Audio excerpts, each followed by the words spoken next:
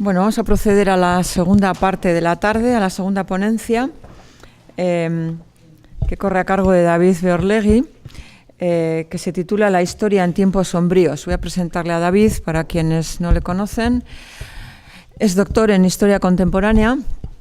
David Beorlegui pertenece al grupo Experiencia Moderna prácticamente desde su constitución. Es un histórico para nosotros. Hizo el doctorado internacional que culminó con la tesis defendida en septiembre del año 2016 y titulada La experiencia de la transición en el País Vasco. La experiencia del desencanto en el País Vasco, memoria, subjetividad y utopía, 1976-1986, que acaba de recibir el premio Accessit de la Asociación de Historia Contemporánea y que me adelanta la primicia de que está ya en imprenta, está en prensa, quiero decir, y se va a titular Transición y Melancolía, en la editorial Postmetrópolis, ¿no? Bueno, él lleva a cabo ahí una historia cultural y de las emociones, de la izquierda radical y de los movimientos sociales. Se puede decir que David Beorlegui es un experto en el tema de la memoria y de la historia, en el tratamiento de la metodología de la historia oral. Todas sus contribuciones académicas han utilizado este enfoque. Tiene en ese sentido un compromiso fuerte con esta perspectiva de análisis, que yo creo que para él es algo más que una herramienta. Yo creo que la memoria como forma de significación del mundo para David Beorlegui es como una vocación desde sus postulados posmodernos, ¿no? En ese sentido, él ha tenido también una trayectoria importante en algunas organizaciones como la IOHA, es vicepresidente de la Asociación Internacional de Historia Oral, fue secretario editor de la revista Words and Silence, y en ese sentido, bueno, pues muestra ahí también su compromiso con esta línea y esta visión en la forma de enfocar la historia. Voy a destacar, algunas publicaciones que tiene, como Crisis de la sociedad y crisis de lo social, reflexiones desde la historia oral de la movilización social en la revista Ecléctica, propuesta interpretativa de la dimensión subjetiva del activismo antinuclear, del activismo vasco durante la transición a la democracia. Ha publicado recientemente en Historia Social también un artículo que lleva como título Expectativas de género en las luchas obreras del tardofranquismo y la transición, feminismo y memoria en el Gran Bilbao, 1975-1979. Ha participado en muchas mesas redondas y congresos con el tema sobre las fuentes orales en España, sobre sus debates, retos y perspectivas de futuro. Actualmente se encuentra trabajando en un proyecto dedicado al estudio del asociacionismo femenino en Getxo y tiene en ese sentido ya preparado pues, un trabajo que lo va a titular Entre todas, Historia del asociacionismo femenino en Getxo 1968-2018. Bueno, pues le doy la palabra a David y como sabes tienes alrededor de 45 o 50 minutos y a partir de ahí estableceremos un diálogo contigo. Pues muy bien, pues muchas gracias. Es para mí un placer estar aquí hoy con compañeras del grupo de investigación de Experiencia Moderna. Me considero un afortunado por haber formado parte de él desde el inicio y creo que le debo pues, las pocas cosas interesantes que vaya a decir hoy aquí. Y bueno, quiero agradecer también a la organización que me hayan invitado a este seminario por el título tan sugerente de Otro pasado es posible, ¿no?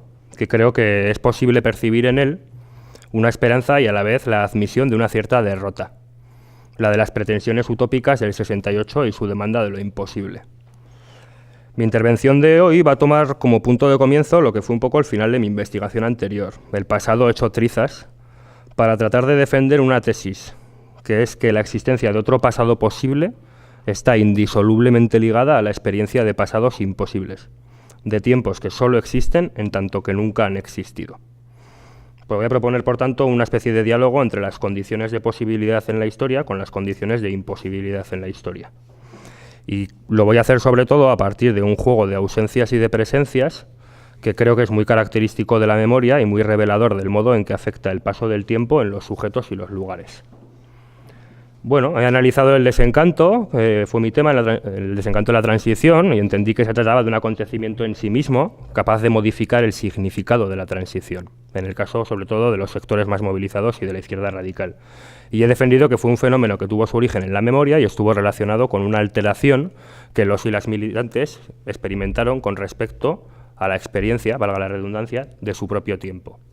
El desencanto, pues, desde este punto de vista de la temporalidad, habría estado basado en la sustracción de un futuro que aparecía investido de rasgos utópicos, un tiempo experimentado como inminente y que quedó vertiginosamente convertido en un pasado fantasmagórico e inaccesible, identificado con las ruinas y con la derrota, con lo que pudo ser y no fue. Y actualmente, por eso decía lo del punto de partida de la investigación, pues quiero indagar un poco en torno a la posibilidad de devolver el encanto a un mundo desencantado. En las posibilidades de otro tiempo, de otro pasado, que emergen desde las ruinas y cicatrices que ha dejado el paso del tiempo. O sea, propongo una especie de historia posapocalíptica. La investigación que voy a presentar se encuentra en una fase completamente preliminar, por lo que agradeceré enormemente las críticas o aportes que puedan realizarme en uno u otro sentido. Y voy a pedir también perdón por herejías o anatemas que puedan escuchar haciendo uso de mi libertad de doctor, tan ansiada. Bueno, voy a dar inicio a mi intervención con una breve referencia a un debate que considero central para el desarrollo de los memory studies, que es la crítica a la modernidad. Un debate que además ha sido anticipado aquí por algunos de los intervinientes anteriores y, bueno, es una gran ventaja, ¿no? Posteriormente me voy a referir a la influencia que han tenido en este campo de los memory studies dos tradiciones intelectuales que no tienen mucho de nuevo y que son bastante distintas, que son el psicoanálisis y la teoría del acontecimiento en la historia. Finalmente, introduciré la propuesta de Derrida del tiempo espectral para realizar un pequeño ejercicio de interpretación del pasado de la transición y de la dictadura, basándome sobre todo en una entrevista colectiva con 5 miembros de la Asociación de Expresos y Presas Políticas de la Comuna. Insisto en que las intervenciones anteriores me parece que van a servir para esclarecer buena parte de mi intervención. Doy inicio, pues. La creencia optimista que caracterizó a la denominada época de las luces se tradujo en una visión del tiempo muy inspirada por la revolución científica y las ideas de la razón y el progreso, garantes del ritmo ascendente del curso histórico. Aferrados a la infalibilidad del método, los positivistas históricos del siglo XIX confiaron ciegamente en su capacidad para ofrecer una imagen nítida del pasado a partir de datos históricos puros. Además de ser contemplado en términos eminentemente positivos, el tiempo histórico de la modernidad estuvo basado en la incorporación de los principios básicos de la lógica newtoniana, que son los siguientes. El tiempo es homogéneo, o sea, cada segundo, minuto, día o año son idénticos a otros segundos, minutos, días o años. Otro principio es que el tiempo es discreto, que cada momento del tiempo puede concebirse como un punto que forma parte de una línea recta. Otro sería que el tiempo es lineal, que traza un curso ascendente que permite trazar una secuencia ordenada que une el pasado con el presente y el futuro.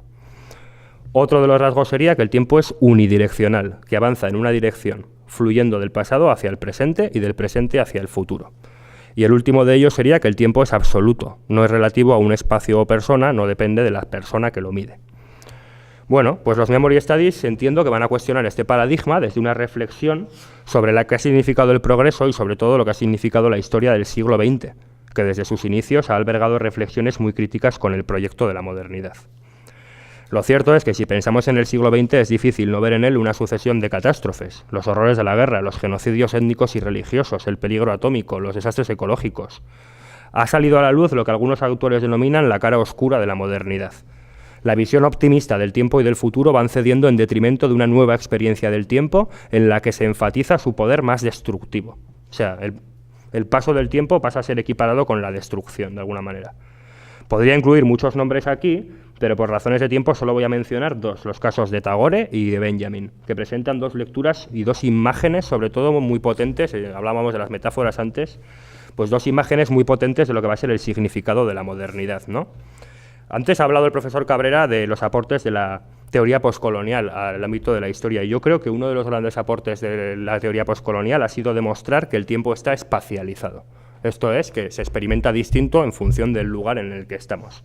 Por ello creo que fue en las antiguas colonias en donde apareció primero el significado de la modernidad. Y os invito a leer esta frase de de Tagore, en el que plantea, voy a leer, durante siglos, para mí es una definición de la modernidad muy buena. Y dice, durante siglos hemos sido arrastrados por el próspero occidente detrás de su carro, ahogados por el polvo, ensordecidos por el ruido, humillados por nuestra propia impotencia y abrumados por la velocidad.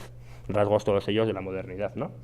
Estamos de acuerdo en que ese carro lleva al progreso y que ese progreso era la civilización. Ahí en el trozo que he quitado dice, si alguna vez nos preguntamos ¿a dónde va el progreso? ¿Para quién es el progreso? Siempre se nos ha dicho que es una peculiaridad oriental. Eso es lo que falta ahí. Y luego dice, una voz ha venido hacia nosotros declarando tomar cuenta no solo de la científica perfección del carro, sino también de la profundidad que los surcos que ha dejado en su camino, ¿no? Y luego también pues él comenta y sintetiza esta idea diciendo: parece que la antorcha de la razón enarbolada por los europeos no esté hecha para iluminar, sino para consumir todo a su paso. Unas imágenes muy similares a las del conocido ángel de la historia de Benjamin, ¿no? Que mira hacia atrás y ve eso que ha dejado el progreso, eso que es la historia, que no es más que un cúmulo de ruinas que se eleva hasta el cielo, ¿no? Una catástrofe única, dirá. Y de ahí he puesto ahí esa aseveración de la catástrofe es el progreso es la catástrofe es el continuum de la historia. Vale, podríamos creer que esta crítica de la modernidad, que luego siguieron la escuela de Frankfurt, Musil y otra gente, muere en el siglo XX, pero lo cierto es que en nuestro siglo XXI se ha agudizado. Y el mayor exponente y último exponente de esto es este libro que salió este año, que se llama The Age of Anger, por un conocido ensayista, Pankaj Mishra, en el que él ofrece una especie de radiografía de la modernidad a medio camino entre la historia de las ideas y la historia de las emociones. La obra es un contrarrelato muy inquietante de la modernidad que surge en el contexto del Brexit y el triunfo de Trump, en el surgimiento de figuras autoritarias en Europa, Estados Unidos, Rusia, Turquía, India o Filipinas, en el auge del fundamentalismo musulmán, pero también la nueva derecha evangélica, el nacionalismo hindú, la persecución religiosa budista en Myanmar, la ciberguerra, los tiradores adolescentes de institutos norteamericanos o el racismo y la misoginia expresados en Twitter. Mishra rastrea los orígenes de la modernidad en los siglos XVIII y XIX, acude a los clubs jacobinos, a la emergencia del pensamiento antioccidental y detecta que las emociones claves de ese proceso son la frustración, el resentimiento y la sed de venganza. La obra es una llamada de atención, entiendo, sobre el rumbo sombrío adquirido por el mundo global, y su mensaje podría resumirse en la siguiente frase: la historia de la modernidad es mayormente una de matanzas y alborotos. La emergencia de los Memory Studies a inicios de los años 90 entiendo que obedece en buena medida a este diagnóstico, a este contexto intelectual, e implica, en su insistencia en mirar al pasado, un cambio cualitativo en nuestra experiencia del tiempo, en el modo en el que nos hemos relacionado con el tiempo, en lo que François Hartog ha denominado el nacimiento de un nuevo régimen de historicidad, en el que el futuro ha dejado de ser la categoría dominante, el horizonte de expectativa al que se refirió Koselleck, para dar lugar a un nuevo momento caracterizado por el presentismo y la nostalgia por el pasado, que vendrían a formar parte de lo que Javier comentaba antes de la condición posmoderna. La ambivalencia del nuevo régimen de historicidad generado a partir de los años 90 quedó recogida entonces en expresiones tan aparentemente contradictorias como el futuro de la memoria o el futuro de la nostalgia. Si echamos un vistazo a algunos de los diagnósticos que se hicieron entonces, podemos ver que comparten un diagnóstico muy similar al que nos brinda Mishra en su última obra, ¿no? Y podemos, creo, apreciar tanto la necesidad de una memoria como cierta conciencia de que el pasado es algo eminentemente traumático, ¿no? Y he seleccionado estos ejemplos de Nora y de Derrida, dos nombres bien conocidos. Nora plantea que si hablamos tanto de memoria es porque ya no queda casi nada, y Derrida plantea que lo único que nos queda es la memoria, nada está viniendo ni por venir desde el otro hacia el presente, y esto de que el mundo va mal, la pintura es sombría, casi negra, es una pintura negra sobre una pintura negra. Y de ahí, bueno, de todo este tipo de diagnósticos de donde he sacado el título de mi intervención. Vale. El retorno bueno, voy a comentar muy brevemente ahora las influencias decisivas que han tenido el psicoanálisis y la teoría del acontecimiento para el desarrollo de los Memory Studies como área interdisciplinar. Lógicamente va a ser una cosa muy sucinta porque no, por las características y el tiempo del que dispongo no me puedo extender mucho. El retorno del psicoanálisis es muy perceptible en la sobreabundancia de terminología psicoanalítica en el campo de los Memory Studies.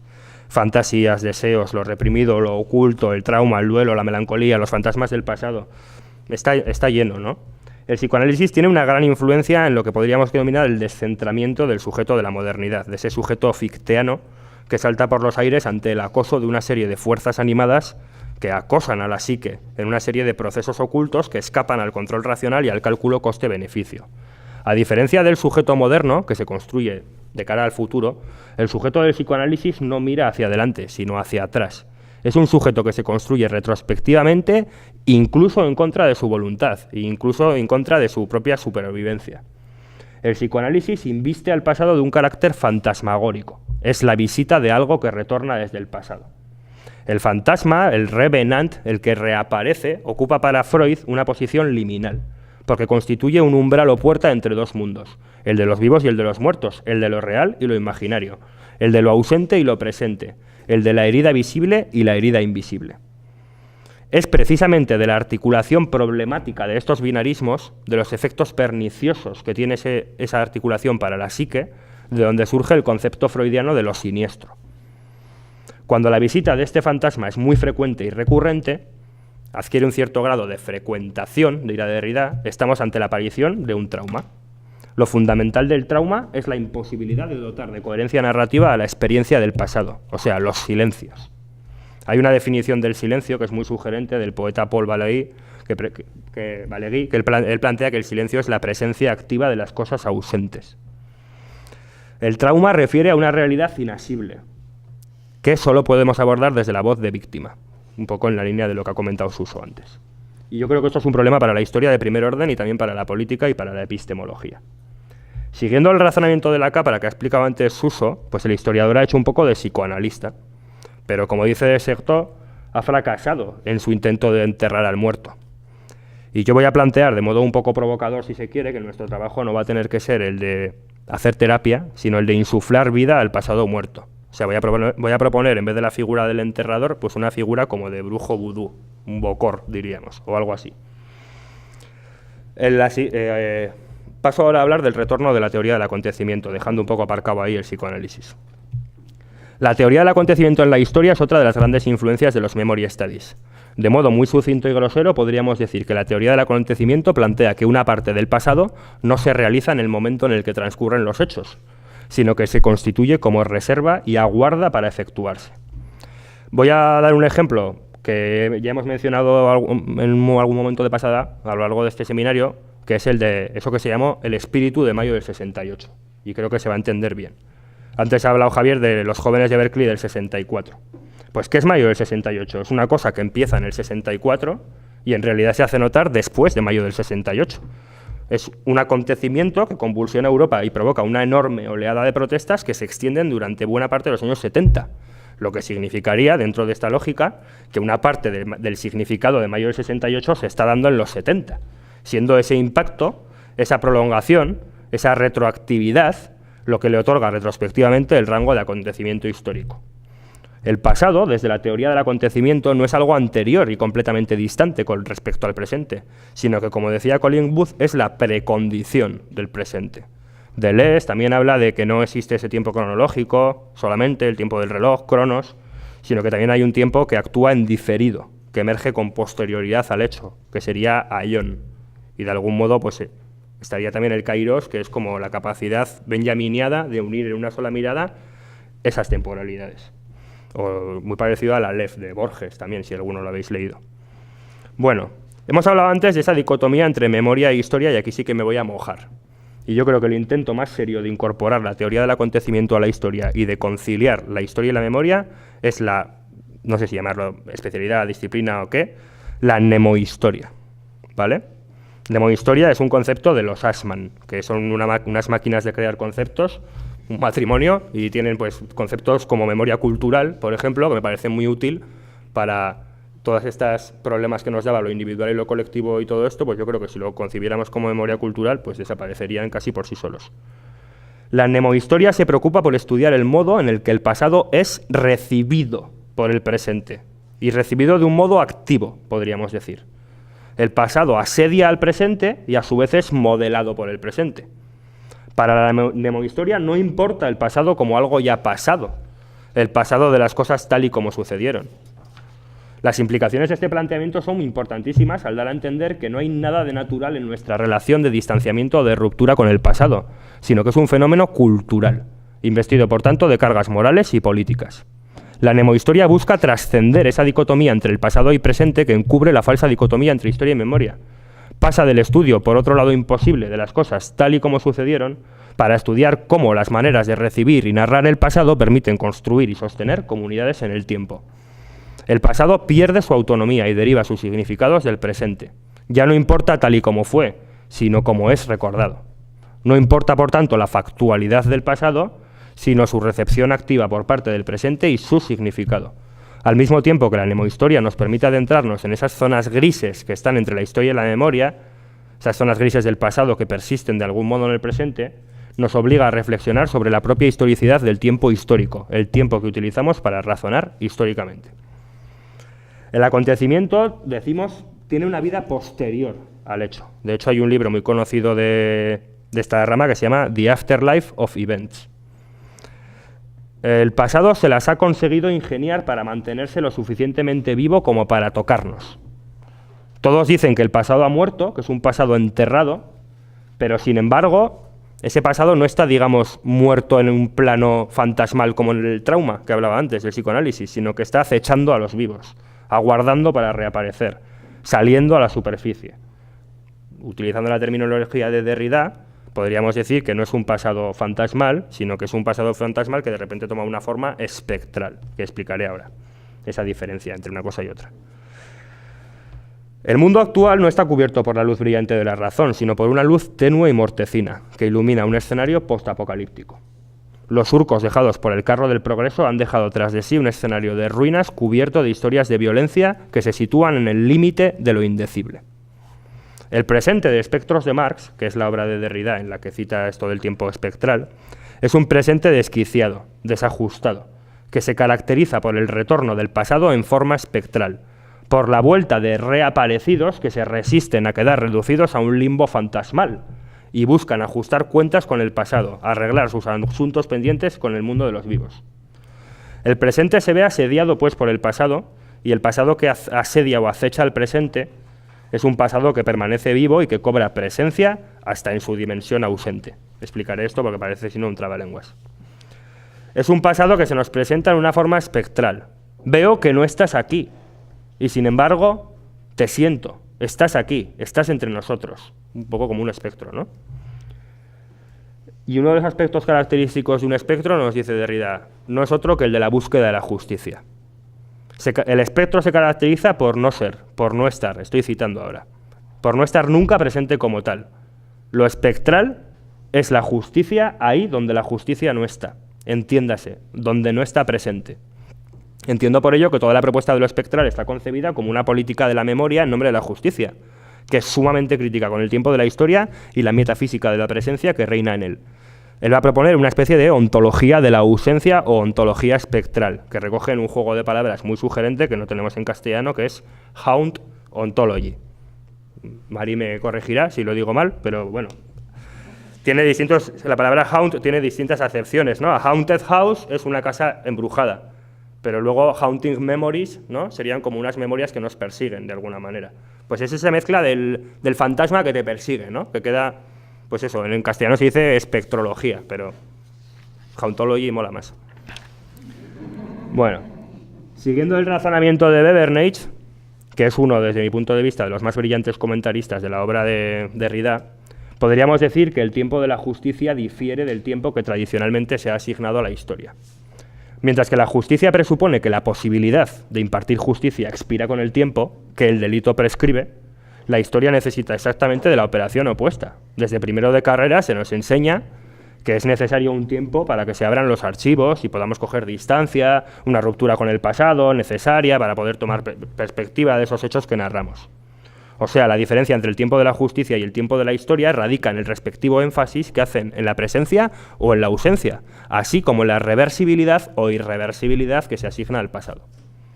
La justicia entiende el tiempo como reversible y está basada en el concepto de retribución, de reparación, mientras que la historia trabaja desde algo que ha ocurrido pero ya no está, invistiendo al pasado de una dimensión inmutable, inalterable e irreversible. Y yo coincido plenamente con Bebernage en señalar que esa irreversibilidad que la historia atribuye al pasado resulta muy incómoda de aceptar desde el punto de vista moral.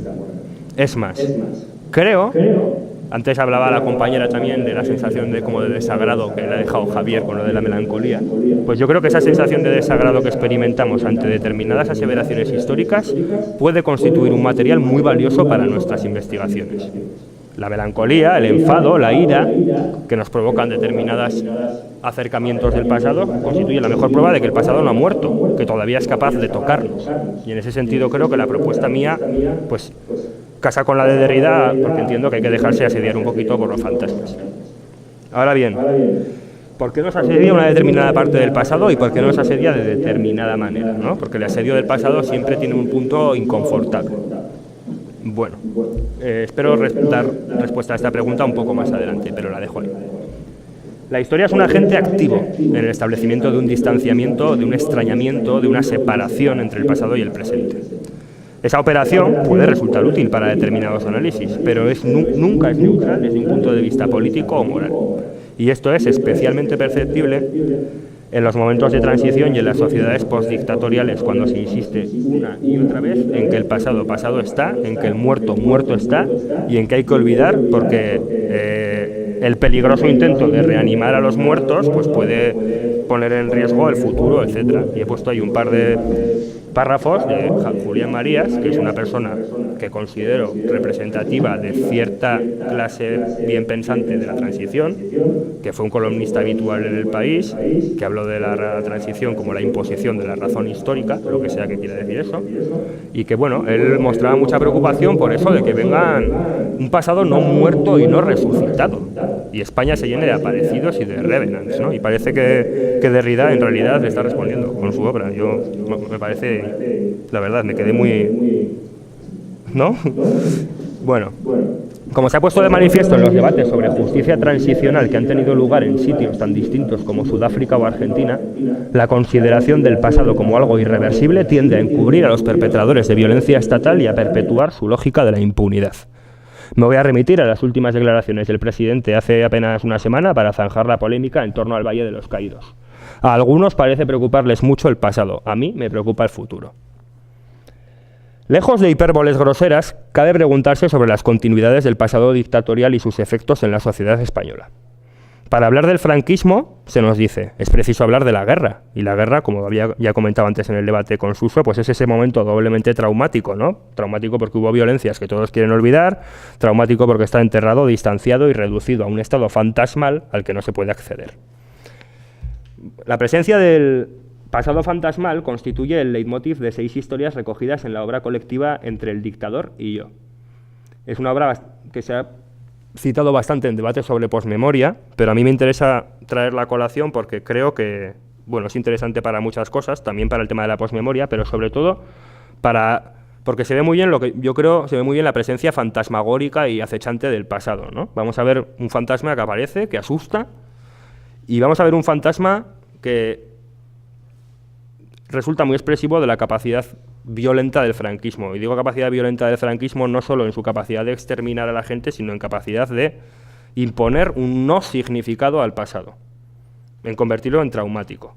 Y ese distanciamiento del pasado va a aparecer más que como una necesidad, como una obsesión para la sociedad española, hasta constituir un caso paradigmático de negación y de trauma. Dura como 4 minutillos, no lo vamos a ver entero, ¿vale? Os lo recomiendo porque está muy bien y os recomiendo todos ellos. A ver si funciona esto ahora. Parece que sí, ¿no? A ver, perdón, ¿eh? ¿Está abierto o no? Ah, vale. Sí, aquí es. Son 4 minutos, he dudado entre ponerlo o no, pero lo voy a poner porque me parece que se ve bien lo que quiero decir. Vamos a ver la artista llamando a su familia, viendo un vídeo casero y con preguntas que le surgen al ver un vídeo casero, ¿no? Que los vídeos y las fotos, como todos sabemos, pues son sitios a los que los fantasmas les gusta ir. Sí,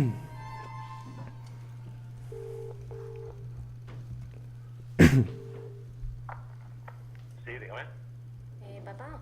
Sí, dígame. Sí, hola, dime. Hola, soy yo. ¿Sí? ¿Mamá? Sí. Hola. Oye, ¿Se oye bien? Digo, ¿qué? ¿has hablado con papá? Sí, Bueno, he hablado con papá. Cuéntame. A ver, mira, que estoy aquí viendo un poco imágenes de cuando éramos pequeños y entonces pues hay cosas que estoy dando a recordar y... Vamos a ver si te puedo ayudar en la memoria. Pues a ver, porque por ejemplo me estoy aquí dándole vueltas al tema del Valle de los Caídos y bueno, y es que no sé por qué íbamos al Valle de los Caídos. No es que fuéramos con tanta frecuencia, a pesar de estar ahí al lado, pero simplemente es por eso, por lo que alguna vez, si hemos ido alguna vez, es porque lo teníamos al lado y íbamos de excursión. Hombre, pero ya el hecho de ir, es que, vamos, me extraña porque es un sitio donde yo ahora mismo no iría, porque allí está enterrado Franco. Bueno, ¿Eso para vosotros no...? Eso es historia, en cualquier caso es historia. O sea, lo que no se puede hacer es quemar la historia y olvidarla, ignorarla, eso es historia. Eso es, Franco, como si está el mismísimo Mao Zedong o el diablo mismo. si ha formado parte de la historia, es la historia, ya está, sea quien sea. Pero ¿y no tenía para ti ninguna connotación política ni nada? Porque No. Nosotros nada más que ir a la tumba de Franco. Oye, a mí el que fuera de Franco como si me hubiera dicho que era la tumba del rey. Y nosotros no preguntábamos nada durante, no sé, cuando éramos pequeños de Franco o de la guerra civil o... No habéis preguntado porque además, pues es eso, yo creo que no habéis sufrido tampoco una sensación como nosotros, porque en casa nunca se ha dicho ni en pros ni en contra. Aparte de, bueno, pues cuando has ido siendo mayor, yo recuerdo en una ocasión, hablando tu padre con tu abuelo, que tu abuelo era muy comunista, por lo menos de boquilla. ¿Eh? Que no lo sabía. ¿Que no lo sabías? No. Tu abuelo ha sido siempre porque le tocó vivir, le cogieron para la guerra y la guerra le tocó en la zona azul. Entonces, claro, pues vio todas las cosas que hicieron los azules contra los rojos. Si le hubiera tocado en la zona roja, pues hubiera visto las cosas que hubieran hecho los rojos contra los azules. Yo no puedo borrar 30 y tantos años de mi vida que yo he vivido con el régimen de Franco. ¿Cómo lo voy a borrar? Está ahí. Me haya gustado o no me haya gustado, está ahí. Es imposible borrarlo. Pero el hecho de que fuera un dictador... Si es que lo pensabas. ¿Qué es lo que representaba? La dictadura, ni dictadura, ni democracia, ni vista blanca. O sea, no representaba nada. Era lo que era y ya está. No representaba Era nada. lo que era y bueno, pues lo admitías y vivías y convivías con ello. O si no lo admitías, pues ya sabes lo que te tocaba. Tenías que largar de allí o tenías que andar escondido.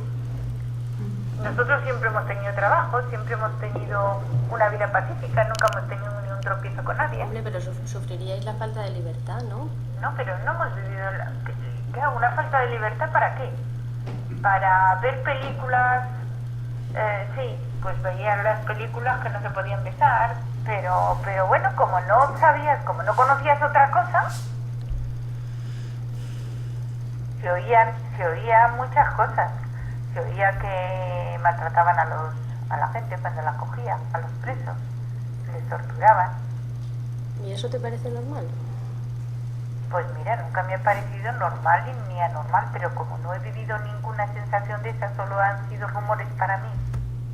Bueno, os pido perdón por los 4 minutos y pico, pero creo que es expresivo de lo que estaba comentando, ¿no? O sea, yo creo que el resultado de este vídeo es inquietante y es siniestro totalmente desde el punto de vista freudiano, ¿no? Vemos una zona que hay entre lo extraño y lo familiar, lo ausente y lo presente, la inocencia y la culpabilidad, y el pasado y el presente, ¿no? Y vemos un tiempo completamente inasible, un tiempo que no significaba nada. Pues lo mismo significaba una cosa, significaba la otra, no significa nada. Pues es un pasado que está ahí y no significa nada. Pero a la vez vemos como claramente, sobre todo en el padre, también en la madre, se les ve incómodos, se les ve que se les aparece el fantasma de repente, ¿no? O sea, y se nota, ¿no?, en la grabación. Yo creo, os recomiendo que lo veáis entero porque está muy bien. Luego hay reproches cruzados, tu generación nunca se ha preocupado de preguntarnos, cosas de esas, muy interesantes también. Bueno, el Valle de los Caídos fue construido en 1942 por mano de obra esclava, por prisioneros de guerra. Y lo mismo sucedió con la cárcel de Carabanchel, construida en ese mismo año para acoger a un ingente número de prisioneros políticos. Ambos lugares dotaron de sentido a la represión y a su continuidad a lo largo de toda la dictadura y la transición. Como decía un entrevistado, Carabanchel era la verdadera prisión del franquismo, por donde pasaron casi todos los presos que hubo. Y esto era así porque era el paso siguiente al paso por la Dirección General de Seguridad, lugar en el que se producían normalmente las detenciones y en el que se aplicaban torturas de modo sistemático durante los interrogatorios. Aquí vemos la inauguración de la cárcel, fue Franco, tal. Carabanchel fue escenario de innumerables horrores a lo largo de sus 55 años de existencia. Pelotones de fusilamiento de republicanos y miembros del maquis, violaciones a y entre prisioneros, suicidios como el de la francesa, un travesti que se suicidó por las vejaciones sufridas arrojándose desde una galería, malos tratos y palizas a jóvenes de izquierdas que llegaron hasta la muerte, como sucedió con el preso social anarquista y miembro de la COPEL, Agustín Rueda. A la altura de los 80, el deterioro de Carabanchel era evidente, como quedó recogido en la película El Pico 2. Después de hacer en El Pico 1 el Bilbao más melancólico que jamás he visto, con el permiso de Unamuno, pues Eloy de la Iglesia se metió en el interior de Carabanchel y rodó ahí su película, ¿no? Y se aprecia muy bien. Iba a traer un vídeo, que no lo he traído por falta de tiempo, pues los techos desconchados, el óxido de las celdas, de los retretes, y se ve muy bien también cómo se vieron invadidos por la heroína, ¿no? Que acabó con los últimos restos de lo que quedaba de la Coppel. De tal modo que los motines que antes reclamaban libertad se saldaban ahora con la entrega de 3 gramos de heroína, como pasó en la Modelo con el que encabezó el Vaquilla. Finalmente, la cárcel cerró sus puertas en 1998, siendo alojamiento de personas sin techo, nicho de drogadictos, escenario de rituales siniestros y de fiestas clandestinas de música electrónica. Carabanchel fue objeto de saqueos y usos de lo más diverso, adoptando un estado cada vez más ruinoso y convirtiéndose en un lugar extremadamente siniestro y fantasmagórico, como podemos ver. Tras el cierre de la cárcel, las asociaciones memorialistas y vecinales comenzaron a reivindicar el solar defendiendo la creación de centros de memoria y un hospital, en nombre de un barrio que, por otro lado, presentaba una fuerte voluntad de olvido al haber vivido durante décadas el hecho de alojar la prisión pues, como un estigma sobre sus habitantes. En 2008, sin previo aviso, el gobierno decidió acometer el derribo de la cárcel y se levantó una fuerte polémica. Carabanchel dejó de existir, siendo especialmente significativa la destrucción de la enorme cúpula panóptica que tenía en el centro. En un día, Carabanchel se había convertido en un solar vacío. Lo llamativo del caso es que los debates, lejos de cesar con el derribo de la cárcel, se vieron incrementados, mostrando el asedio de un pasado que impelía a la gente a hacer algo. Podría decirse, en cierto sentido, que fue el hecho de desaparecer lo que otorgó mayor presencia a la cárcel en la geografía de aquel espacio, convertida en una geografía de la ausencia. Lejos de olvidar, la gente implicada en las protestas tuvo muy presente lo que ocupaba aquel espacio, incluso aunque ya no estuviera. Y el espacio se empezó a llenar de significado, de la ausencia de justicia con respecto a los vencidos de la guerra.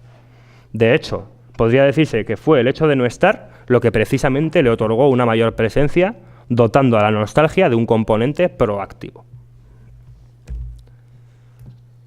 Aquí vemos cuando uno está ya en la cárcel, ¿no?, que se hace esa representación. ¿Y qué representa eso? Pues eso representa esto, básicamente. Vemos que se va llenando, ¿no?, de significado, y vemos también algo a lo que me voy a referir enseguida, que es la importación del paradigma argentino del desaparecido, dentro de lo que ha sido la importación de una retórica espectral como el modo de hacer frente a los crímenes de la dictadura. ¿Qué veía la gente en aquella explanada llena de escombros? Un estar sin estar, un pasado espectral que de algún modo seguía siendo capaz de tocar a algunos, como a Marcos Ana, el poeta comunista, el preso más antiguo del franquismo, autor de Decidme si esto es un árbol, 24 años entre rejas, nacido a los 42 años. Ahí lo tenemos con Semprún también. ¿Cómo entramos en contacto con los fantasmas? Derrida nos dice que ver fantasmas es una técnica para dejarse ver por los fantasmas, que es hablar, oír voces, y entonces resuena el rumor espectral, lo invade todo. El espíritu de lo sublime y el espíritu de la nostalgia son capaces de atravesar todas las fronteras. El acechamiento del pasado funciona para Derrida por medio del reconocimiento del otro y por la deconstrucción.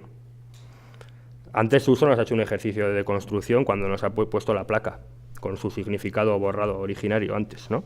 La deconstrucción se basa en detectar las borraduras originarias de la escritura y los desbordamientos del significante, operaciones que tienen lugar o que se producen mediante un procedimiento de diffegance. Se trata de partir de las marcas o huellas que ha dejado esa borradura imperfecta, cuya violencia es constitutiva de la realidad histórica. Es la conocida imagen del palimpsesto, del documento que contiene marcas que permiten detectar las borraduras imperfectas que se han hecho sobre él, en la que vamos quitando capas tras capa, viendo los distintos momentos en los que interviene sobre el texto, se interviene y se modifica el significado, ¿no? Y la mirada espectral al pasado, yo creo que es una mirada que no es cronológica, y vuelvo a tirar de la terminología de Leuciana, sino estratigráfica. O sea, tenemos que ser capaces de mirar y ver las distintas capas de tiempo que se ciernen sobre determinado lugar o acontecimiento, ¿no? Partir del signo borrado, que siempre indica una presencia de algo, una presencia de lo ausente. Y si miras, finalmente comienzas a escuchar a los fantasmas y consigues cruzar el umbral que separa los dos mundos, consigues ver la parte del pasado que se prolonga hacia el presente. Creo que ver fantasmas requiere de sensibilidad y de imaginación, porque es una operación, además, que se realiza desde aquí y desde ahora, ¿no? Como decía antes, veo que ya no estás aquí y, sin embargo, te siento algo aquí en esta habitación, siento algo entre nosotros. En el año 2011 se creó la Asociación de Expresos y Presas Políticas de la Comuna, dando un importante impulso a la querella argentina contra los crímenes del franquismo. Fue justo, además, uno de esos momentos pre-15M que hemos hablado antes, lo que no es casualidad, ¿no? Ese momento de cesura que se está dando con respecto a la transición y que es visible, pues, en expresiones como régimen del 78, que a día de hoy, pues, forma parte de nuestro léxico cotidiano.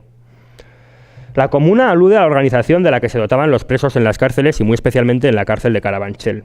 Y la asociación es muy significativa de lo que algunos han denominado despectivamente la argentinización del caso español, en referencia a la utilización del paradigma de los desaparecidos o la equiparación de la ley de amnistía con la ley de obediencia debida y punto final de aquel país. Creo que esa argentinización también es visible en la importación de una retórica espectral, que va a estar dirigida a generar una contramemoria que permite, como dice Jameson, hacer temblar al presente, vertiendo el grueso de su crítica, contra lo que denominan la tara fundacional de nuestro sistema político, una especie de pecado original de nuestra democracia, que no sería otro más que el olvido de las víctimas del franquismo y de la lucha que ellas tenían por una democracia muy distinta a la que luego se dio. Y en la foto pues podemos apreciar a las personas que forman parte de la entrevista colectiva que he trabajado, todos ellos miembros de la Comuna, en una visita al patio de la cárcel de Segovia. Desde mi punto de vista, los principales espectros de la transición fueron dos: el espectro de la subversión y el espectro de la represión. La dictadura vivía obsesionada por la existencia de la subversión en calles, fábricas y universidades, en todas partes, y se propuso combatir a un espectro con otro, con el espectro de la represión, encarnado por seres como Billy el Niño, Jesús Muñecas, Roberto Conesa, conocidos por la aplicación de métodos de tortura sistemáticos con la militancia detenida. Lo de la sistematicidad, que ya lo he dicho 2 veces, es importante, porque no se trató de una serie de casos aislados, que se debieron a algunos excesos, sino a una constante durante los años del franquismo. La tortura busca obtener información y eliminar la resistencia del subversivo, su voluntad, su ánimo combativo. El efecto de la tortura es la deshumanización de la víctima y su reducción a un estado fantasmal y traumatizado. Los torturadores insisten en que nadie sabe dónde está, en que nadie le va a sacar de ahí, en que va a acabar en la muerte o en la cárcel y que nunca va a salir de ahí. Los testimonios de los miembros de la Comuna apuntan al componente de despersonalización y privación de futuro que implicó su arresto, interrogatorio y posterior tortura y encarcelamiento, acabando en largas sentencias de prisión y horas interminables de tortura. Y ahí he puesto simplemente 3 ejemplos, podía poner más, tampoco quería ser gore en esto, pero bueno, creo que tanto Miguel Ángel Blanco aludiendo a una sensación de muerte que sintieron al ver entrar a Billy el Niño y compañía, Chato Galate diciendo que se había convertido en una masa deforme, o Andoni Arrizabalaga hablando que su hermano no parecía humano, pues tienen algo que ver con esa reducción fantasmal a la que me refiero, ¿no? Que al final no es solo acabar con la persona, es acabar con la persona y con lo que significa. El fantasma guarda relación con la pérdida o la desaparición violenta de alguien o de algo, y busca conocimiento o reconocimiento distintos a los que has tenido hasta este momento. Verse asediado por fantasmas no es lo mismo que ser explotado, oprimido o traumatizado, pero frecuentemente se relaciona con este tipo de experiencias. Dice Avery que el asedio del pasado en su forma espectral es el modo por el que un problema de violencia social irresuelta se da a conocer en el presente. En toda esta propuesta del tiempo espectral es muy notoria la influencia de Benjamin, ¿no? En tanto que el pasado aparece como lo que la violencia organizada de los opresores ha convertido en pasado, algo ubicado en un acceso imposible y que sin embargo está lo suficientemente vivo como para tocarnos y nos interpela a luchar en nombre de los oprimidos. Ver fantasmas, por tanto, es andar por un mundo que se compone por la ausencia de cosas vivas y la existencia de atmósferas emocionales que todavía vibran en esos espacios que ocuparon. Algo del fantasma siempre queda en el mundo, en su geografía social, y eso es lo que se le permite presentársenos ante nosotros. El pasado se convierte en una fuerza animada a la que insuflamos vida desde el presente. dotándole de presencia y agencia en su búsqueda de justicia y de futuro. Verse acechado por fantasmas es aterrador, pero a diferencia de lo que ocurre con la inmovilidad del trauma, con esa desaparición de la agencia, el pasado fantasmal asedia en nombre de una voluntad a curar, de la redención de un pasado que nunca existió como tal, pero que existe en el presente, que está sangrando en el presente, nos dice Marianne Hirsch, y que se traduce en un tener que hacer algo. Entiendo que un pasado que asedia nos debe llevar a reflexionar sobre el rol que tienen la imaginación, la poesía, la subjetividad del investigador o investigadora en el análisis histórico. Que la historia no debe ser solo la búsqueda de las condiciones de posibilidad, sino también de las condiciones de imposibilidad. Para Derrida es en la otredad radical del pasado donde se detecta la posibilidad de encontrar un pasado diferente, un pasado como porvenir, esa mónada o constelación de instantes benjaminiana que es capaz de aunar en una mirada distintos fragmentos del tiempo, una especie de mirada polaroid, ¿no?, que concentra ahí las tres instancias temporales. El tiempo espectral está en realidad formado de escombros de historia. Surge de ese lugar no lugar llamado el basurero de la historia, que por cierto lo nombraron hace poco en las elecciones del PSOE, no sé cuál dijo, yo no quiero que el PSOE vaya al basurero de la historia. Pues surge de ahí el tiempo espectral, de una especie de limbo distante al que van a parar todos los sueños de transformación que son arrebatados por la violencia organizada. El fantasma aparece en forma espectral y trae consigo sus propios sueños y el deseo de ajustar cuentas con el pasado. El espectro convierte al fantasma en una figura social, en la representación de algo. En ese sentido, yo digo, por ejemplo, que la gente de la comuna son expertos en realidad en retórica espectral, porque, por ejemplo, ellos se presentan así en la web.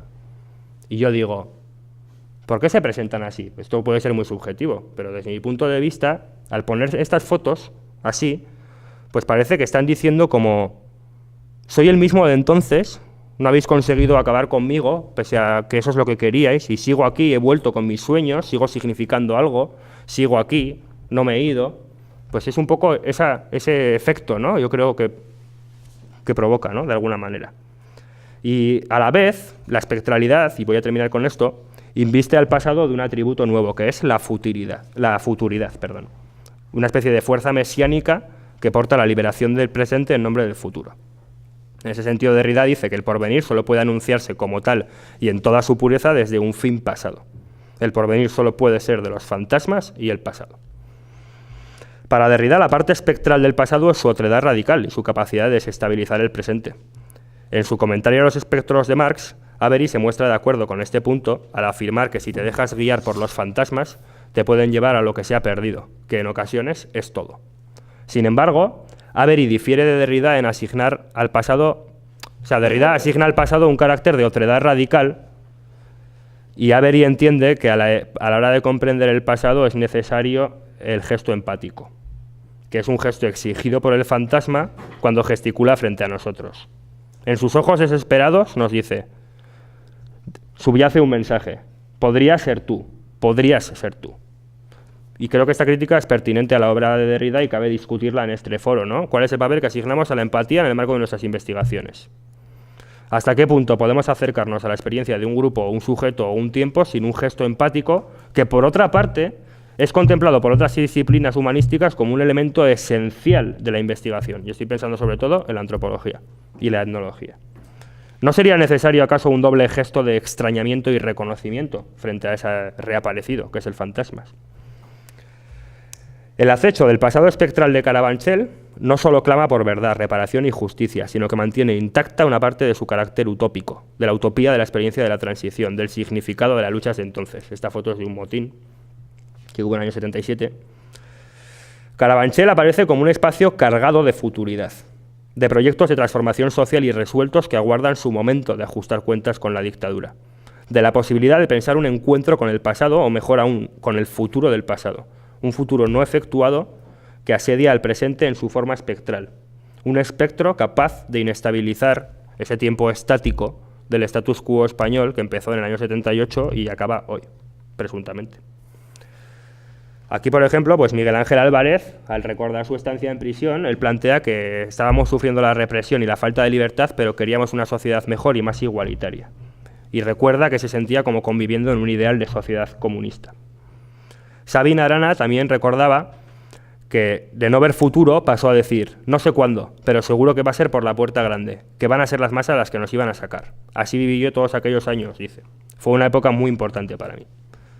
Chateau Galante también da un testimonio lleno de futuridad cuando asegura que en Carabanchel había una gente muy cualificada de todos los partidos en la que veías que iba a ser un poco el embrión de lo que iba a ser la sociedad después del franquismo. La necesidad de un cambio de sistema.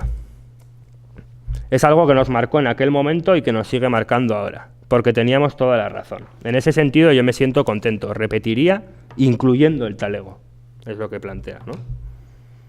Y por último, tengo un pequeño vídeo en el que el propio Chateau Galante creo que sintetiza muchas de las cosas que he comentado aquí hoy. La persistencia del pasado, su relación con las preocupaciones presentes y la necesidad de repensar el tiempo, la justicia y su relación con el pasado. He puesto aquí esta foto, que no es una foto, es una escultura de un artista italiano que hace esculturas espectrales y que precisamente pues él construye sobre lo que ya no está ahí, ¿no? Y me parecía pues muy sugerente de ponerla porque creo que tenemos que ver un poco así los espacios, si podemos. Y voy a cerrar, son 2 minutos. No sé cortar vídeos de YouTube y eso porque no sé, y he calculado dónde está más o menos. Ahí lo tenemos. Son 2 minutos. De la justicia, creo que no hay otra salida en este país. Yo creo que el régimen del 68 cortó un traje que se le queda ya muy pequeño a esta sociedad, que lo que ha ido sucediendo en los últimos tiempos es precisamente que las culturas de... ¿No se oye? No, ¿dónde está el altavoz del ordenador? No, bueno. Vuélvelo a poner, ¿dónde está el altavoz? Por ahí. Él está hablando de la necesidad de ajustar cuentas con el pasado de la dictadura y él hace un paralelismo pues con el momento en el que los nietos de la guerra empezaron a desenterrar a sus abuelos, con lo que está pasando ahora y plantea que la actualidad del tema de la guerra civil y de la transición en este momento es la mejor prueba de que hubo cosas en ese momento que se cerraron en falso. Y acaba diciendo, el problema es el tiempo no es algo que nos tengamos que tomar a la ligera. Simplemente esa es la intervención. Gracias.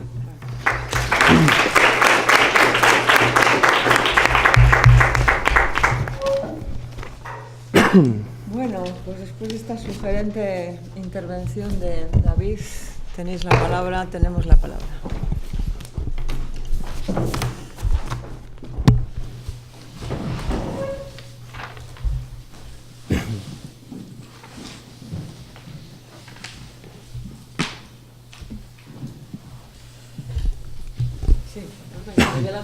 Para romper el hielo.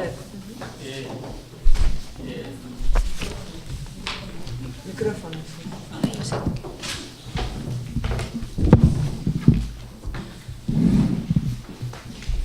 Bueno, siempre resulta muy grato escuchar historiadores que abordan y exponen los temas con, digamos, tanta sutileza analítica que a veces no es habitual escuchar en nuestra profesión. O sea que es de agradecer tu intervención. Yo voy a hacer 2 observaciones muy breves a las 2 partes en las que yo creo que se divide, o yo he creído que se divide tu intervención. La primera parte de introducción relativa a la crisis de la modernidad y la segunda el problema de la cuestión del asedio del pasado, ¿no? Yo no sé si tiene alguna utilidad el concepto o la reflexión sobre el hecho de que hay un rasgo característicamente moderno o de la modernidad, un elemento que no puede surgir en ningún otro contexto histórico, que es lo que podríamos llamar la nostalgia del futuro. Quizás en la tradición judeocristiana también se puede encontrar. Es decir, existe la nostalgia del pasado, pero la nostalgia del futuro solo existe en la cultura moderna occidental. Es decir, es una nostalgia producida como resultado de un trauma, de algo que no ha ocurrido. Los traumas se supone que los producen hechos ocurridos. Pero sentirse traumatizado por algo que no ha ocurrido es característicamente moderno y ininteligible, es decir, difícil de comprender desde fuera de la tradición moderna. A mí me recuerda algo, aunque se refiere a dos cosas distintas, lo que Margaret Sommer llama la epistemología de la ausencia. Si la obsesión del moderno y del historiador por tratar de comprender por qué determinadas cosas no han ocurrido.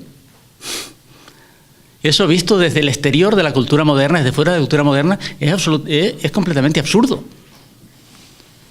El tipo de pregunta que se hace Sombart a principios del siglo XX, ¿por qué no hay socialismo en Estados Unidos? La pregunta que se hace Hobsbawm de ¿por qué el movimiento obrero ha detenido su marcha hacia adelante? Son preguntas absurdas si uno las contempla desde fuera de la modernidad. ¿Por qué tenía que haber habido socialismo?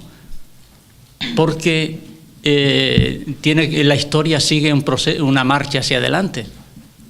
Entonces, tener nostalgia por algo que no ha ocurrido, sentirse traumatizado por algo que no ha ocurrido, probablemente, no lo sé, sea un concepto que de juego a profundizar en la reflexión sobre la primera parte de tu intervención. Con respecto a la segunda, que es el asedio del pasado y el espectro del pasado.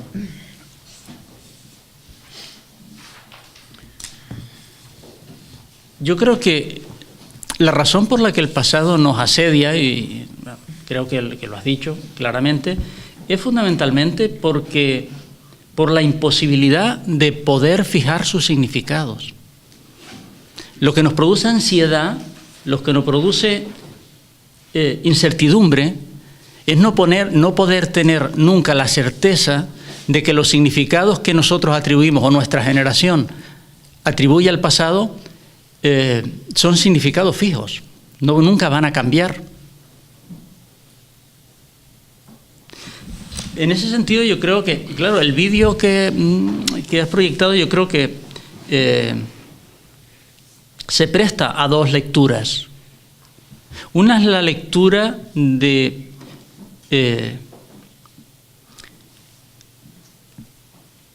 la extrañeza o la perplejidad que produce la incapacidad de las personas, en este caso los padres, para reconocer el significado de lo que era el franquismo.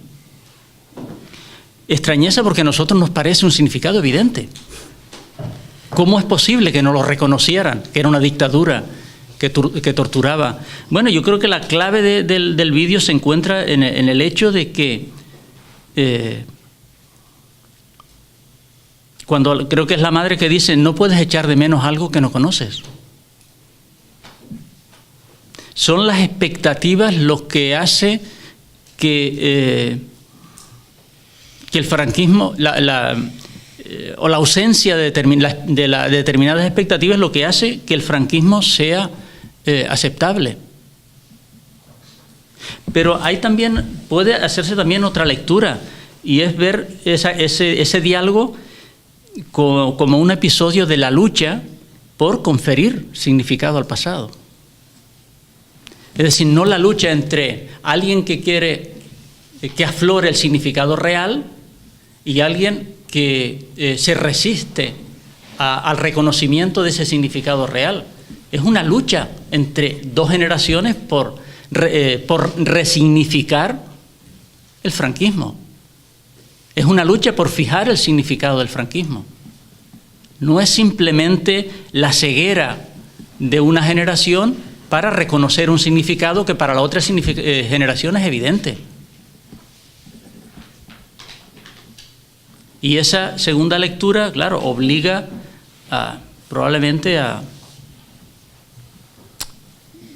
reformular los términos en los que nos acercamos al problema. A mí me recordaba, supongo que todo el mundo lo conocerá, el viejo debate sobre el significado moral del Holocausto en el que participó Hayden White. El problema que planteaba Hayden White, hasta qué punto tenemos la seguridad de que el significado moral o ético del Holocausto como un hecho espantoso, horrible, es tan evidente que permanecerá para siempre y será por lo tanto imposible que se reproduzca. Claro, a la vista de lo que está ocurriendo en Europa es muy inquietante, porque nos deja desarmados frente a la posibilidad de que aquello que creíamos expulsado de la historia porque su significado ético era más que evidente, pueda volver.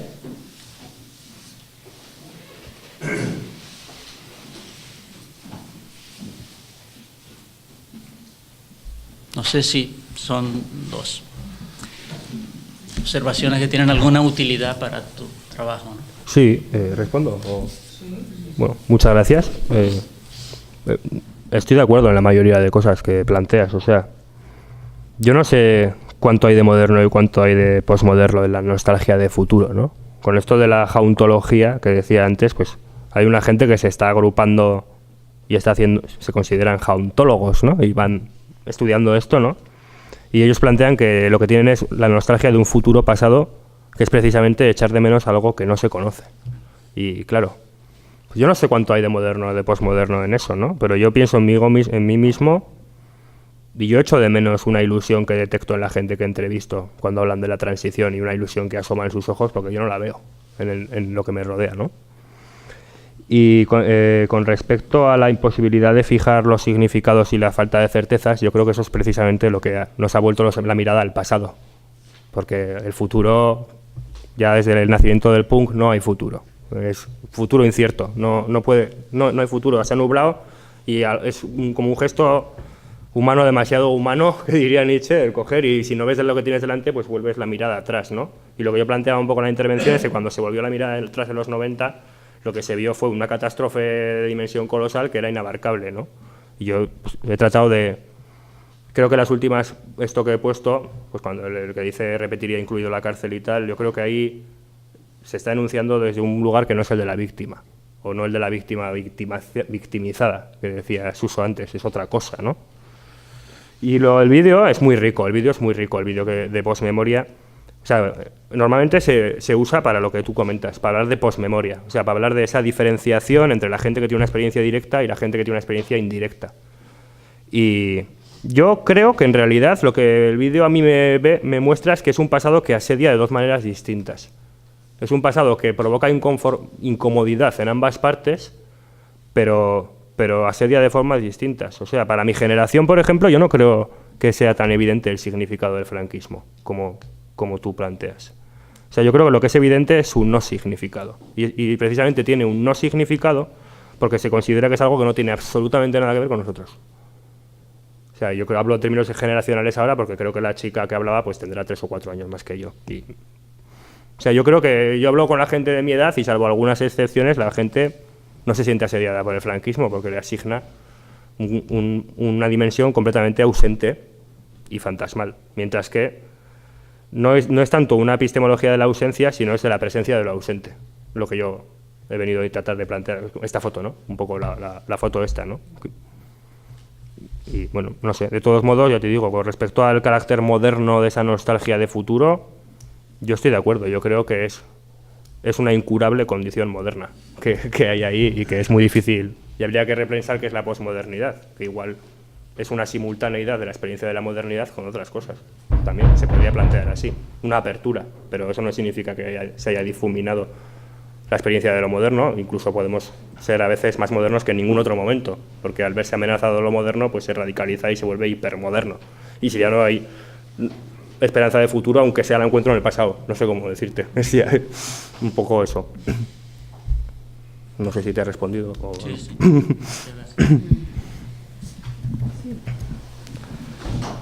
Me pareció una presentación extremadamente poderosa e inspiradora.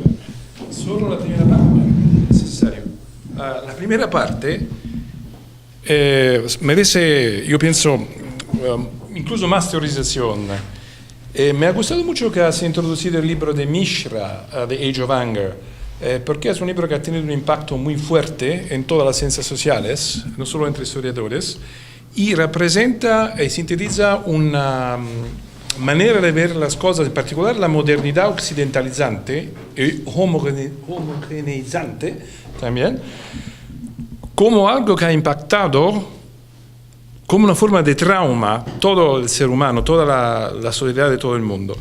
A mí me parece que es importante una parte que falta, pero es mi punto de vista, en tu enfoque, es el papel del nacionalismo como ideología modernista al máximo, como ideología que simplifica todo, en un momento en que la confusión es total, en el momento en que la gente necesita orientarse, esto lo ha interpretado Ernest Gellner y otras personas también. Entonces el papel como fondo común de toda la historia del nacionalismo como fondo, background, común de toda la historia de la modernidad. E yo personalmente utilizo el término modernismo como ideología indisolublemente asociada al nacionalismo. Entonces yo esto solo quería hacerte este comentario, que la segunda parte para mí casi son dos presentaciones separadas, porque la prima es interesantísima desde el punto de vista teórico, la segunda es también interesantísima como un caso que demuestra perfectamente lo que elaboran las partes teóricas. Entonces yo creo que solo la primera parte, quería comentarte solo este comentario. Bueno. Te agradezco que me lo digas. Sí, he hecho una breve mención, por ejemplo, al tema del Brexit, al tema de Trump. O sea, sí que hay una rearticulación del nacionalismo, también un nacionalismo probablemente esbozado en términos distintos al de los jacobinos franceses. O sea, muy postmoderno y muy moderno, ¿no? Y bueno, pues sí, pues ahora con todo esto del paradigma de crisis que se impone y tal, pues hay efectivamente un repliegue hacia formas de, por ejemplo, propias del Estado-Nación, ¿no? Mientras cuando había algunos gurús de la modernidad que ya habían anticipado el fin de las naciones y la globalización también. O sea, no deja de ser ambivalente, como todo momento de modernidad, ¿no? Pero sí, creo que está bien lo que planteas y lo tendré en cuenta para el análisis, porque me parece bastante acertado. Gracias. Sí, de acuerdo.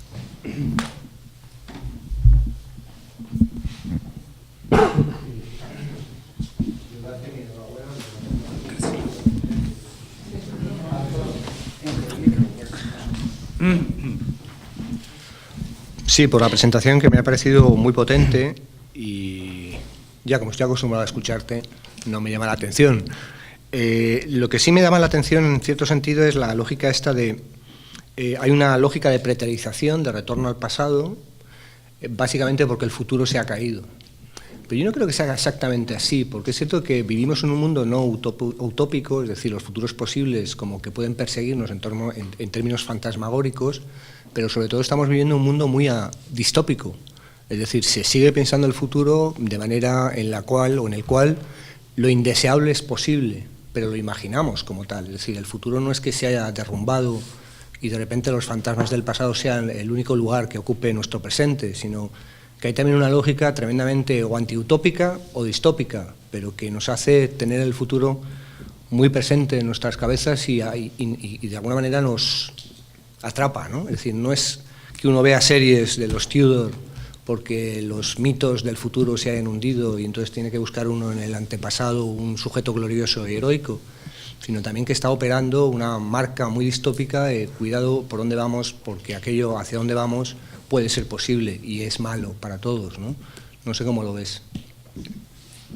Hombre, con lo del futuro negro y distópico, pues sí, o sea, o sea, tú lees a Misra y se te queda un mal cuerpo que alucinas. Y yo interpreto que en realidad su libro tiene mucho de provocación. O sea, él sabe que en algunas cosas está siendo muy arriesgado al decir, mira qué pedazo de mierda, con perdón, es la modernidad. Pero yo creo que lo que hace es una llamada de atención. O sea, yo creo que desde la historia sí se puede hacer una llamada de atención, y es esa relación de que otro pasado es posible en relación a otro futuro posible. O sea, pero sí que creo que tiene que pasar por una incorporación efectiva, crítica, y no sé muy bien cómo hacerla, pero no sé, por dejarse asediar por el pasado. O sea, que es que al final, si queremos liberar al futuro, tenemos que liberar el pasado. Y si queremos liberar el pasado, tenemos que desasirnos de esa idea de las condiciones de posibilidad, porque también están las condiciones de imposibilidad. O sea, yo ahí soy un mecanicista en mi planteamiento, mecanicistamente benjaminiano, si quieres. O sea, tampoco he hablado mucho antes, por ejemplo, cuando hablaba del acontecimiento, de lo importante que es la figura del historiador o de la historiadora ahí, ¿no? Porque al final el acontecimiento está desplegando su sentido en las interpretaciones que se hacen de él, historiadores o ciudadanos, pero más historiadores suelen hacer más interpretaciones del pasado, creo. O sea, que yo creo que no sé, es nuestro castigo, pero es nuestra posibilidad también. Pero fíjate que el pasado acontezca nuevamente nos coloca ante la situación de nuestra incapacidad de controlar los significados en torno al pasado. Es decir, el pasado acontece en cuanto que lo interpretamos una y otra vez de manera distinta. Por lo tanto, llega un punto... Sí, lo que comentaba él de la... donde no hay límite para cerrar las posibilidades de interpretación, ¿no? Entonces, el pasado nos asedia en forma espectral, de acuerdo, pero también acontece de formas tan abiertas y, sobre todo, tan contingentes, porque si lo que estamos viviendo es un mundo donde la contingencia la habitamos con una cierta naturalidad, ¿no? Pareciera que todo puede suceder y nada puede suceder.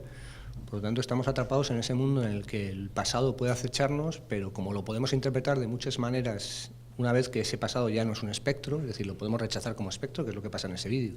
Sí. En ese vídeo lo que hay es... Mira, me lo has puesto a tiro ahí, ¿no? O sea, porque Derrida, él dice que hay dos maneras de tratar con los fantasmas. Dice, puedes conjurarlos o invocarlos.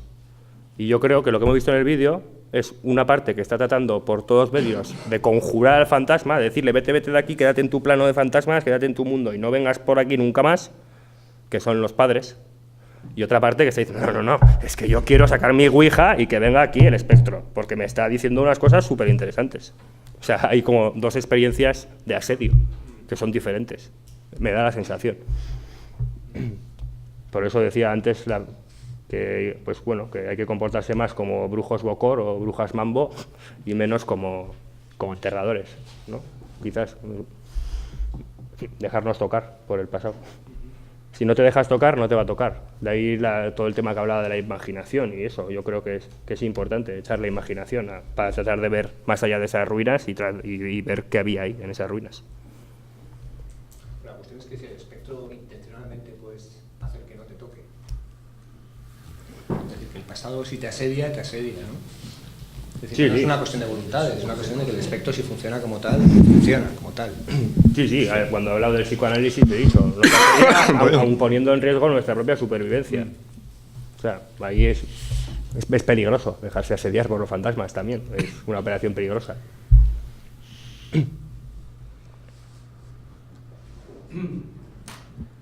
Una intervención, solo más que nada para decir la satisfacción por la intervención de David, ¿no?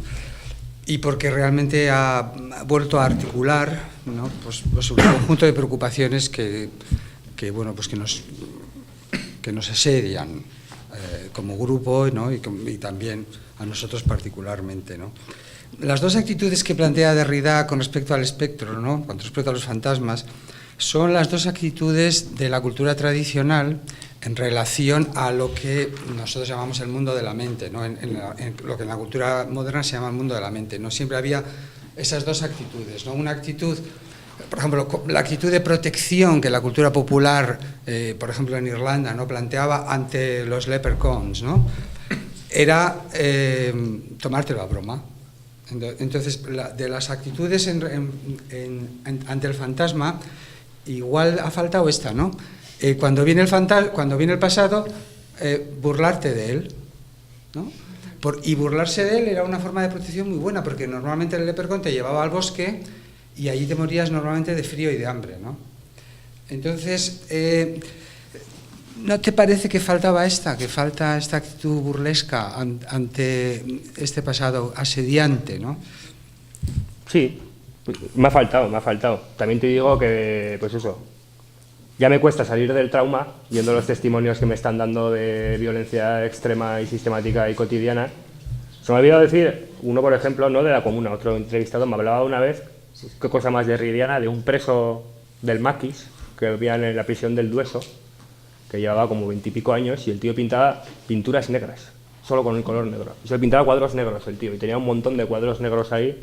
Pues claro, hostia, a mí eso tomármelo a risa, y yo me conoces, sabes que soy una persona con humor, creo, pero hostia, hay cosas que me cuesta tomarme así con cachondeo.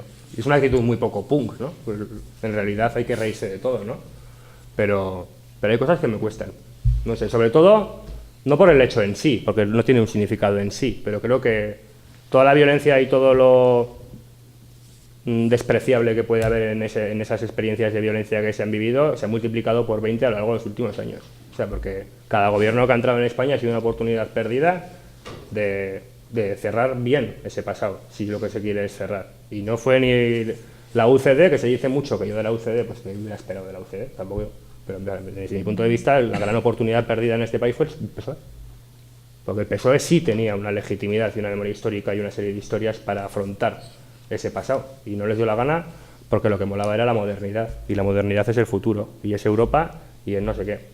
Yo es mi opinión, y eso a mí, o sea, lo del asedio yo creo que siempre genera un poco de desagrado. He dicho antes, es que siempre tiene que ver con cosas muy violentas, y joder, de eso reírte, no sé, alguna gente lo hace bien, ¿no?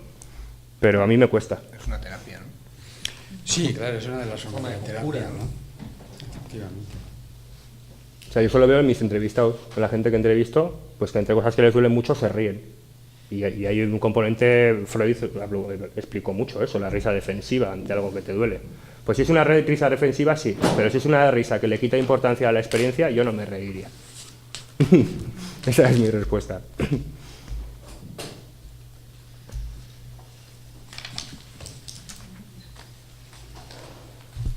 Bueno, pues no sé si alguien más quiere tomar la palabra, intervenir. Sí, Inma. Me está pasando todo el rato y... muchas gracias, también me ha resultado muy interesante. Son cuestiones que yo no manejo tanto, pero me ha venido a la cabeza un libro que ya sé que a mucha gente no le gusta.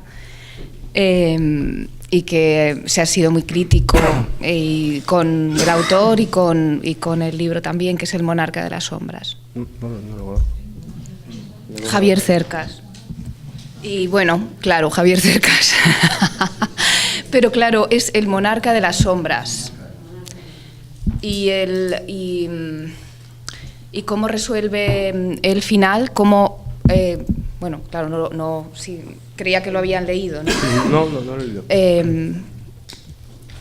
Cómo acaba interpretando él que están los espectros, los espectros familiares, me parece también muy interesante porque incluso puede tener que ver con las reflexiones que ustedes están trabajando sobre el cuerpo. Yo pensaba... bueno, es que me estaba viniendo y tampoco tengo, como mi conocimiento sobre el asunto es bastante fragmentario y no he trabajado sistemáticamente, pues siempre me pareció que las críticas que se hacían al autor eran quizás, bueno, un poco superficiales. Creo que puede aportar mucho, ¿no? Y en este último libro me parecía bastante que se podía establecer bastantes conexiones con lo que tú estás planteando desde otra perspectiva totalmente distinta, porque la historia familiar de Cercas es la historia de los vencedores, ¿no? Pero se ha enfrentado a ella también, que sería otra manera de que quizás necesaria también, ¿no? Yo sí, en plan de novelas fantasmales de contexto español, estaba pensando en una que es esta otra maldita novela sobre la guerra civil, ¿no? Que ahí se ve claramente, pues es un pueblo que ha habido unas masacres ahí de hombres del pueblo y son unas mujeres que actúan como actuaban cuando tenían escondidos a sus maridos antes de que los mataran, ¿no? Y es un tipo que llega allí y no entiende absolutamente nada porque ve que están pasando cosas raras en el pueblo y es en realidad pues las mujeres que siguen haciendo como que están escondiendo aún a sus maridos, tal, ¿no? O unas novelas de Juan Rulfo, ¿no? Sí. Empiezan, capítulo 1, 2, 3, y de repente te das cuenta de los que están hablando ahí, riéndose de todos, son muertos, que están muchísimo más vivos que los vivos. O sea, yo creo que en ese sentido hay que ser un poco mexicano también, ¿no? O sea, y lo del tiempo espectral, de hecho, a mí la imagen que me viene a la mente es la Catedral de México, ¿no? Que está edificada encima de un templo azteca. y somos incapaces de ver solo la parte de abajo y la parte de arriba, ¿no? Pero tú te imaginas cómo es ese edificio en el plano de los fantasmas y a la leche, porque es una mezcla de arquitecturas aztecas y como un poco como esto, ¿no? Sí, sí. No, Hamlet es el que inspira a Derrida para hacer... Vale. Bueno, pues muchas gracias, David. Acabamos aquí la sesión de hoy.